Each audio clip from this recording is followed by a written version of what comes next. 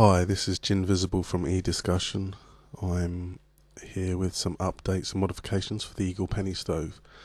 I've put them in three categories: first time, every time ignition, which is essential; efficiency, which is a part of that; and specifications, which also is a part of efficiency as well. Loosely put in three categories. First time, every time ignition is essential for these stoves. There's no point in having one of these if you really can't be sure that it's going to work every time. I'm so certain that these things work when I use them. I'm as certain as if I use my gas oven or if I switch on the light. It's that certain it's going to light first time. If it doesn't work for you, check out this modification and think it through. The one on the right hand there is the older version, one of the earlier ones that I did, where you needed to light the stove in the conventional way of lighting an alcohol stove, or a penny stove anyway, by putting the alcohol on top of the penny at the top and setting light to it. It would heat up and drop under the penny, and with this base you could also prime it so it was more likely to light. With the one on the left there, which is both of these now, you no longer need to light at the top. The stove, the actual penny stove that goes in the holder, is more efficient and it's smaller, so the primer can climb the side of the stove. It heats it and lights it at the same time, and it's a first time ignition certainty thing. Fairly certain, as certain as any other oven I've ever used. Now if you're having problems, it's because you're using the wrong fuel or the wrong cooking utensil. They're the two things. And to prove it, I've done my best here to set up a number of stoves. I'm going to light one after the other because I know they'll all work. If the fuel you're using pops or is difficult to light, it's no good. If you look at this, it's just like lighting a candle. That fuel is just lights gently, it doesn't pop or anything. And I've lit the primer under each stove, and once I've done that, as sure as I know anything else is going to work in the house, those are going to work. Now those high plumes are the initial burn because the primer fuel is still alight underneath whilst the gas ring is caught, and that's useful. You can use that will climb up the side of your pan or pot and give you a good initial burn, but it will die down as soon as the primer fuel's burnt out, which is not very long. It's a few seconds. You'll see it will drop down any second now on the right. And the ones on the left, the one on the left, obviously it's still going a little bit and then it will die down a little bit.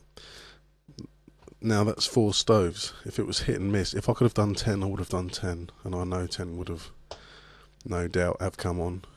So if you're having a problem lighting these stoves, it's the fuel.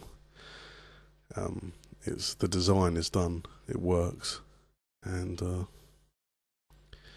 reliably and efficiently. If you can't use it, if you're not sure that it's going to light first time, then you can't really plan for the amount of fuel that you would need over long periods of time, because you don't know how many times it's going to go out over that period, and you're going to need more primer fuel to relight it. So it's rubbish unless you can do that. Unless you can judge that it's going to come on every time, pretty much, that it's a reliable piece of equipment, it's of no use whatsoever.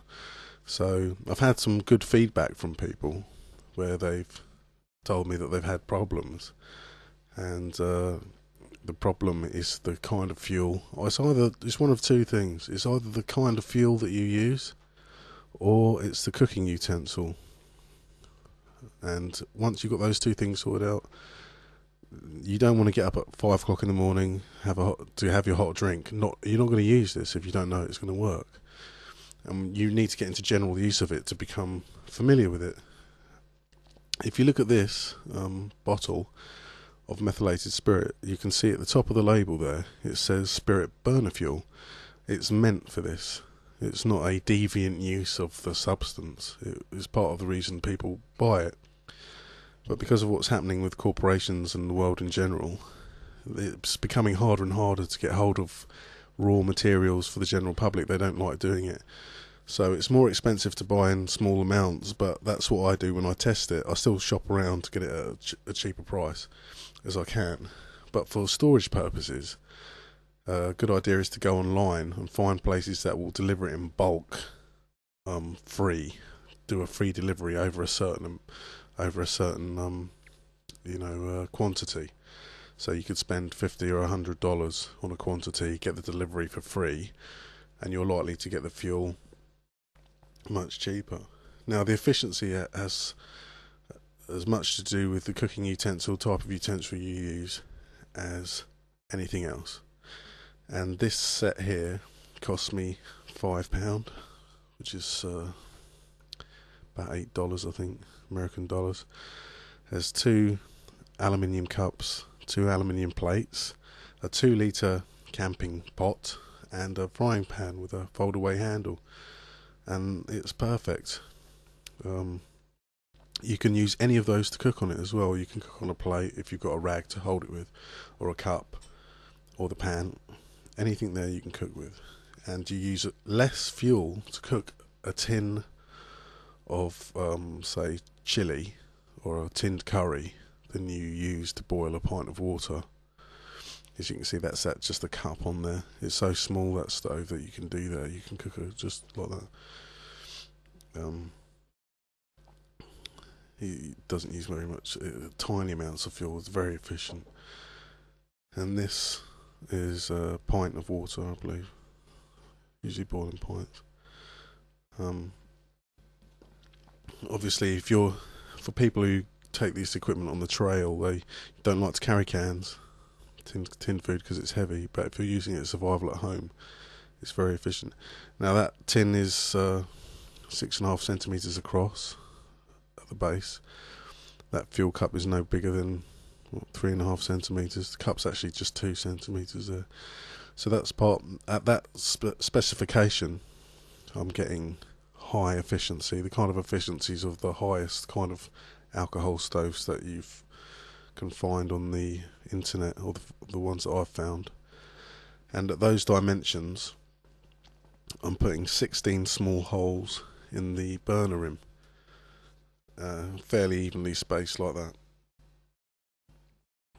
And that's how I get the efficiency. It's not a machine tolerance thing. You don't really need to have. I never used a measuring instrument when I was developing this design at all. I realised afterwards that for someone who hadn't gone through the trial and error process, that it might be useful to have some specifications. So that's why I've measured some of the things on there now, but I never used any measuring instrument to build it.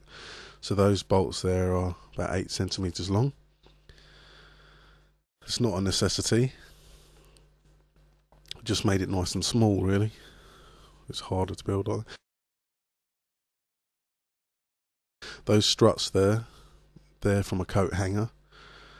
They're straight, they're 12 centimeters. I went back and had a look. When you bend the ends round about a centimetre, so it makes it about 10, and then you bend it in the middle. But all that is on the other 2 tutorial videos of how to build it. This is more just a help. The cutting tool there to make the cuts in the cans is a Stanley knife, or a warehouse packing worker's tool.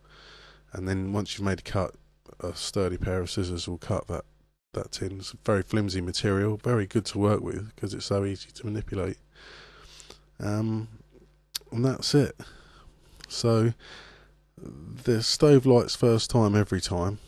The efficiency is consistent, and if you're having problems, there are 2 things. It's the fuel or the cooking utensil. And stay safe. I don't really think I should be giving safety advice. Okay. Thank you.